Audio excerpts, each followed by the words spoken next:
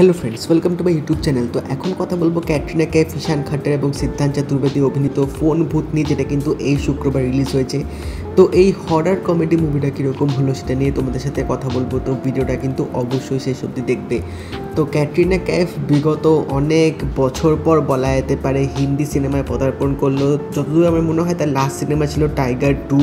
তো সেটার পর তিনি আবার কামব্যাক করলেন এই মুভিটা দিয়ে। তো এই মুভিটার কনসেপ্টটা কিন্তু সম্পূর্ণ আলাদা রকম করা হয়েছে। মানে মুভিটার মধ্যে হরার আছে প্লাস কমেডি আছে, বাট এখানে হরারটাকে এমনভাবে রিপ্রেজেন্ট করা হয়েছে যে তোমাদের সেটা ভুতুরে কম, কিন্তু মানে দেখে রীতিমতো কমেডি ভাইব যেরকম কিন্তু মনে হবে। এবং ফিল্মটার ট্রিটমেন্টটা কিন্তু সম্পূর্ণ আলাদা রকম করা হয়েছে, মানে একটা স্যাটায়ার টাইপ কিন্তু ইউজ করা হয়েছে। তো গল্পটা যদি একটু করে বলে দিই, এখানে ঈশান খাট্টা এবং সিদ্ধান্ত চতুর্বেদী তারা দুজনে বন্ধু, তারা একসাথেই থাকে কিন্তু তারা কোনো কাজ বাজ করে না। কিন্তু তাদের মানে এই ভৌতিক ব্যাপার নিয়ে তাদের খুব থাকতে ভালোবাসে। তারা ভূতকে অত ভয় পায় না বা ভৌতিক ব্যাপার নিয়ে তাদের অত মানে ভয় ব্যাপারটা থাকে না। তো তারা মানে প্ল্যান করছে তাদের একটা প্রচেষ্টা যে তারা ভুতুরে জিনিসপত্র নিয়ে কিছু কাজ করার জন্যে।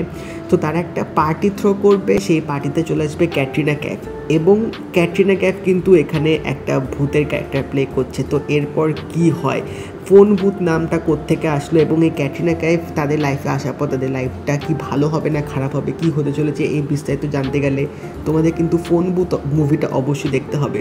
ফোন ভূত মুভিটার নাম এরকম রাখা হয়েছে কারণ এখানে যখন ক্যাটরিনা কাইফ তাদের লাইফে আসবে তখন তারা ঠিক করবে এই ভুতুরে এই কাণ্ডটাকে, মানে এই যে এক্সঅর্সিজম, এই যে জিনিসগুলো হয় এগুলোর ফায়দা তুলে তারা মানে টাকা তোলার চেষ্টা করবে। এবং যে আত্মাগুলো যে থাকবে, যে বাড়িতে এরকম ভূতুরে ঘটনাগুলো ঘটবে, সেই বাড়িতে তারা যাবে। ক্যাটরিনা কাইফ যেহেতু ভূত, তিনিও গিয়ে এই দুজনকে সাহায্য করবে এবং ওই আত্মাগুলোকে মোক্স দেওয়ার চেষ্টা করবে। কিন্তু অবভিয়াসলি ক্যাটরিনা কাইফ এখানে একটা ডিল করবে তাদের দুজনের সাথে, সেই ডিলটা মুভিটা দেখলে তোমরা জানতে পারবে।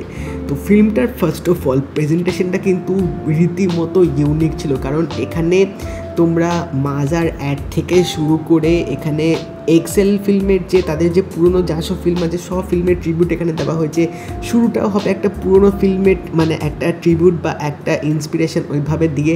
তো আমার এই ব্যাপারগুলো কিন্তু বেশ ভালো লেগেছে। এখানে যেভাবে পুরো জিনিসটাকে ইউজ করা হয়েছে আমার দারুণ লেগেছে। স্পেশালি ফিল্মটা কমেডি সিনগুলো কিন্তু দারুণ ছিল, মানে তোমরা ন্যাচারালি কিন্তু হাসবে। এখানে ফোর্সফুলি হাসানোর কিন্তু সেরকম কোনো সিন নেই।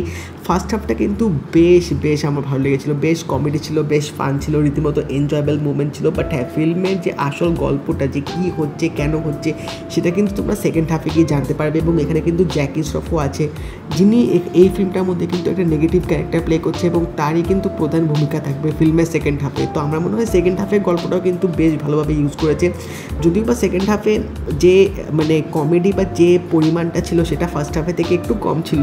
বাট সেখানে বলতে গেলে ফিল্মটা কিন্তু ওভারঅল বেশ এনজয়েবল ছিল। মানে একটা হরার কমেডি বলিউডে প্রায় অনেক বছর পর দেখলাম, এবং এক্সিকিউশন থেকে শুরু করে এখানে গল্পটাও কিন্তু বেশ ভালোভাবে করা হয়েছে। এবং স্পেশালি এই ফিল্মটা দাঁড়িয়েছে বিকজ অফ দ্য পারফরমেন্স। এখানে ক্যাটরিনা কাইফ বলি বা জ্যাকি শ্রফ বলি বা ঈশান খাট্টা, সিদ্ধান্ত চতুর্বেদী সবার পারফরমেন্সগুলো কিন্তু বেশ ভালো ছিল। স্পেশালি তোমরা এখানে এই যে সিদ্ধান্ত চতুর্বেদী এবং ঈশান খাট্টার এই দুজনের যে যুগলবন্দিটা, এই পারফরমেন্সটা কিন্তু তোমরা দারুণ উপভোগ করবে। এবং ঈশান খাট্টার পারফরমেন্সটা কিন্তু আমার স্পেশালি বেশি ভালো লেগেছে, কারণ তিনি এখানে একজন সায়েন্টিস্ট হতে চাইছে এবং তার ক্যারেক্টারটা যেরকম ছিল বা এখানে তার কমিক টাইমিংগুলো এভাবে ইউজ করা হয়েছে, তিনি কিন্তু ওই মুভমেন্টগুলো কিন্তু দারুণভাবে ফুটিয়ে তুলেছেন, যার জন্যে রিয়েলিস্টিক তোমাদের হাসি কিন্তু অবশ্যই আসবে। মানে ন্যাচারাল তোমরা দেখেই কিন্তু হেসে ফেলবে। কিছু এরকম সিন অনেক আছে। এবং দুজনের এই লিড হিরোদের পারফরমেন্সটা কিন্তু ফিল্মটার মধ্যে একটা মেন ইউএসপি ছিল। ফিল্মে গানগুলো আমার মনে হয় না দিলেও হতো, বাট ফিল্মের ব্যাকগ্রাউন্ড মিউজিকটাও কিন্তু বেশ ভালোভাবে সিনগুলোর সাথে খাপ খেয়েছে। এবং অবভিয়াসলি পুরো যে এটা লুক অ্যান্ড ফিলটা সেটা কিন্তু বেশ ভালো ছিল। তো সেদিক থেকে বলতে গেলে ফিল্মে কিছু ভিএফএক্সের শট অবশ্যই আছে যেগুলো আমার মনে হয় ফিল্মটার সাথে মানানসই, মানে দেখতে খারাপ লাগবে না। বাট হ্যাঁ, ফিল্মের যে মেন যে অ্যাডভান্টেজ সেটা হচ্ছে অবশ্যই ফিল্মের যে একটা ইউনিক ওয়েতে যে রিপ্রেজেন্ট করা যায়, কিছু জিনিসকে ট্রিবিউট দিচ্ছে। একটা তোমরা কিন্তু 80s বা একটা ওয়েস্টার্ন ভাইব কিন্তু ফিল্মটার মধ্যে অবশ্যই পাবে। তো এই পুরো ট্রিটমেন্টটা কিন্তু আমার কাছে বেশ নতুনত্ব লেগেছে, যার জন্য কিন্তু আমি গোটা ফিল্মটা দেখে এনজয় করছিলাম। আরেকটা ব্যাপার হচ্ছে ফিল্মটা যেহেতু রান টাইমটা অতটাও বড় ছিল না, তার জন্যে কিন্তু তোমাদের এখানে এনগেজমেন্ট ফ্যাক্টরটা কিন্তু বেশ ভালোভাবে কাজ করবে। মানে তোমরা কিন্তু পুরো এই 2 ঘন্টা বসে ফিল্মটা একদম নিখাদ উপভোগ করবে, এটুকু বলতে পারি।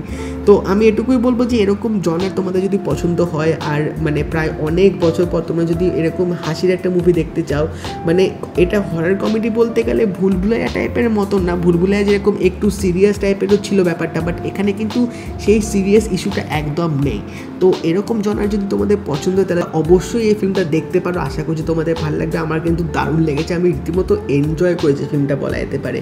তো এটুকুই বলবো যে ফোন ভূত তোমরা মুভিটা দেখতেই পারো, স্পেশালি এখানে পারফরমেন্সের জন্যে এবং অবভিয়াসলি একটা ইউনিক ট্রিটমেন্টের জন্য। তো যদি এই মুভিটা তোমরা দেখে থাকো আমাকে জানিও তোমাদের কেমন লাগলো, এবং যদি এই ভিডিওটা ভালো লেগে থাকে লাইক করে দিও, শেয়ার করে দিও, চ্যানেলটা কিন্তু অবশ্যই সাবস্ক্রাইব করে দেবে, নোটিফিকেশন বেলটাও কিন্তু অল করে দিও। তো দেখা হবে পরের ভিডিওতে, বাই।